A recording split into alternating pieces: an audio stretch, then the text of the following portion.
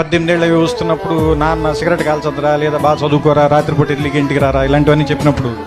మా నాన్న ఏంటి బాగా నసదొబ్బుతున్నాడు, చేదస్తాం అనుకుంటాను, మా నాన్నకి సరిగ్గా తెలియదు అనుకుంటా బతకటం, అందుకని ఇలా అయిపోయాడు అనుకుంటాడు.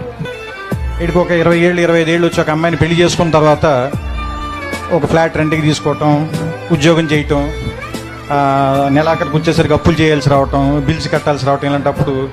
నాన్న మనం మరీ అనుకున్నంత వేస్ట్ ఏం కాదనుకుంటే బాగానే మేనేజ్ చేసినట్టున్నాడు 4 పిల్లలు, కానీ మనకి దీనమ్మ ఇంకా ఒక్కడిని కూడా కనకుండానే ఇంత కష్టంగా ఉంది మనకి అనిపిస్తుంది. ఆ తర్వాత ఒక 35-40 దాటిన తర్వాత పిల్లలు కొంచెం పెద్దవాళ్ళు అవుతుంటే స్కూల్ ఫీజులు, రికమెండేషన్లు, ఆ తర్వాత వాళ్ళకి ఏదైనా ఒంట్లో బాగున్నప్పుడు రాత్రిపూట హాస్పిటల్కి పరిగెత్తటాలు,